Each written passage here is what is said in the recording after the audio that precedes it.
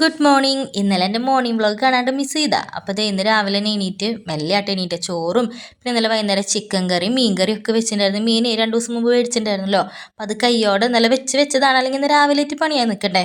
അപ്പോൾ അതേ ചോറും ആവിയേറ്റാൻ വെച്ചു, ചിക്കൻ കറിയും ചൂടാക്കാൻ വെച്ചിട്ട്. അപ്പോൾ പിന്നെ നമ്മുടെ ചേട്ടായി പിന്നെ അറിയാലോ ചിക്കൻ കറി ഒന്നും കൊണ്ടുപോയില്ല. അപ്പോൾ മീൻ കറി മാത്രമായിട്ട് കൊടുത്തു വിടണ്ടല്ലോ എന്ന് വിചാരിച്ച് അന്ന് ഇത്തിരി ബീൻസ് ബാക്കിയിട്ടുണ്ടായിരുന്നു. അതിൻ്റെ കൂടെ ഒരു പിടി ബീൻസും കൂടി എരിഞ്ഞിട്ട് അത് ഉപ്പേരി വയ്ക്കാമെന്ന് വെച്ചു. അപ്പോഴാണ് ചിയാ സീഡിൻ്റെ കാര്യം ഓർത്ത്. അപ്പോൾ ചിയാ സീഡും കുതിരാൻ വെച്ചു.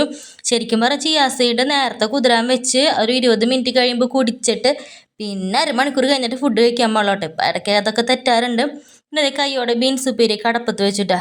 പിന്നെ ഞാനെങ്കിൽ പറയണ്ടല്ലോ അടുത്തത് എന്തായിരിക്കുന്നത്. മീൻകറി ഉണ്ടെങ്കിൽ നമ്മുടെ ഫുഡ് എന്താണ്?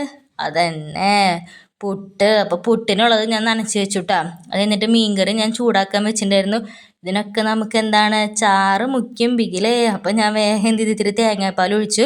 ഇത് പുട്ട് അടുപ്പത്ത് വെച്ചിട്ട് ചേട്ടായി അപ്പോഴത്തേനും അടുക്കളയിൽ വന്നിരിക്കണ്ടായിരുന്നു കേട്ടോ. അപ്പം ഞങ്ങൾ ചിയാ സീഡൊക്കെ കുടിച്ച് പതിവില്ലാണ്ട് അങ്ങനെ വന്നിരുന്നത്. അപ്പോൾ പോരാത്തതിന് കുറച്ച് പരദൂഷണമൊക്കെ പറയാനുണ്ടായിരുന്നു. അപ്പോൾ അങ്ങോട്ടും ഇങ്ങോട്ടും കുറച്ച് നേരം അതൊക്കെ വർത്താനൊക്കെ പറഞ്ഞിരുന്ന് അത് കഴിഞ്ഞിട്ട് പിന്നെ പ്രത്യേകിച്ച് പണിയൊന്നും ഉണ്ടായിരുന്നില്ലല്ലോ. അപ്പോൾ കയ്യോടെ വേഗം ഞാൻ ചോറാക്കാൻ നിന്നു കേട്ടോ.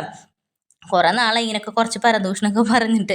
അപ്പോൾ അത് കഴിഞ്ഞതേ ചോറൊക്കെ ആക്കി ബീൻസ് ഉപ്പേരിയും പിന്നെ നമ്മുടെ മീൻകറിയുടെ പേര് ഞാൻ പിന്നെ പറയണ്ടല്ലോ, അയിലയാണ് കേട്ടോ. അപ്പോൾ ഇത് അയിലക്കറിയും ഇഞ്ചാമ്പുളിയും നമ്മുടെ ഇതോടുകൂടി കഴിഞ്ഞു കേട്ടോ.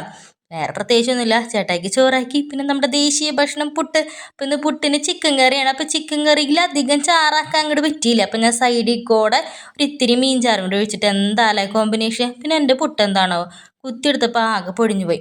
അപ്പോൾ ഇന്ന് പതിവില്ലാണ്ട് ഇച്ചു നേരത്തെ ഏറ്റിട്ടുണ്ടായിരുന്നു. അപ്പോൾ ഞാൻ വീഡിയോ എടുത്തരാമെന്ന് പറഞ്ഞിട്ട് അവളാട്ടെ വീഡിയോ എടുത്തത്. പിന്നെ മറ്റേ കാര്യം പറയണ്ടല്ലോ, അതന്നെ സബ്സ്ക്രൈബ് ചെയ്തോളൂ കേട്ടോ.